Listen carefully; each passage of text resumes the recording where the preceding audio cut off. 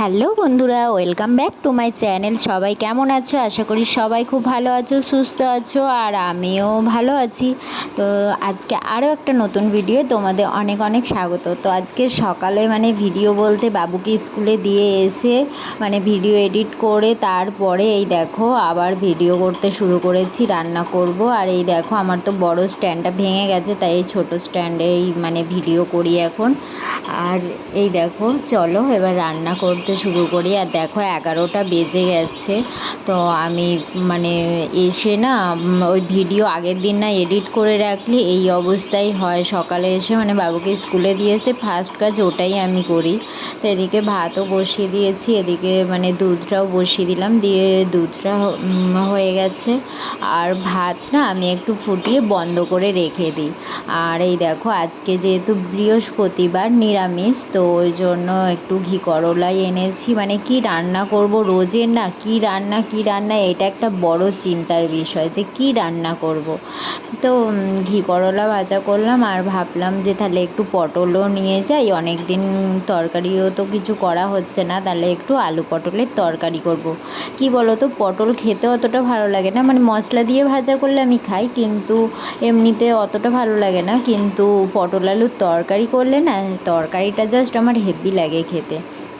আর এই দেখো আদা আমি একটু যে বেটে দেবো সেই এনার্জিটাও নেই, দেখছো টিনারের মধ্যেই আদাটা গ্রেট করে দিয়ে দিচ্ছি। আর সব তো গুঁড়ো মশলাতেই এখন রান্না হয়, এখন খুব একটা তো মশলা ধরো বাটাও হয় না। আর যেহেতু গুঁড়োই সব হয়ে গেছে, আর না হলে দেখবে গোটা এনেও আগে হতো যে শিলে বেটে দিতাম, কিন্তু এখন আর নয়। আর এই দেখো মা ছেলে খেতে বসে গেছি। আর এই দেখো ফ্লিপকার্ট থেকেই ফ্যানটা নিয়েছি, এই অ্যাটমবার্গের হচ্ছে। আমার দাদা অনেক দিন আগে থেকেই বলছে যে তোদের ফ্যানটা অনেকটাই ইলেকট্রিক বিল ওঠে। আর দেখো যেহেতু আমি রেন্টে থাকি, আর এখানে রেন্টের সাবমিটারে তোমার ইউনিট হচ্ছে 12 টাকা ইউনিট। তো এমনি নর্মাল ফ্যানেও ধরো পার ডে তো 1 থেকে 2 ইউনিট কারেন্ট আমার উঠেই যাচ্ছে, কারণ 24 ঘন্টা ধরো ফ্যান চলছে।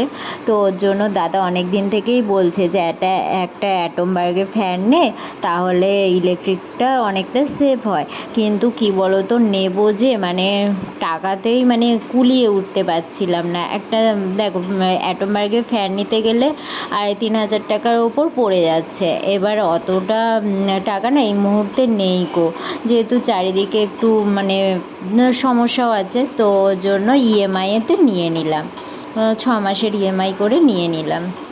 আর এই দেখো বিকেলবেলা বাবুকে পড়তে দিতে যাব, তো নামছি সিঁড়ি দিয়ে, দেখি এখানে এই যে পাখিটা বসে আছে। এটা কি পাখি বলো তো, ঘুঘু পাখি না পায়রা, আমি ঠিক বুঝতে পারছি না, তবে মনে হলো ঘুঘু পাখি। তো যাই হোক, আর এই দেখো বাবুও ওর সাথে দুষ্টুমি করছে।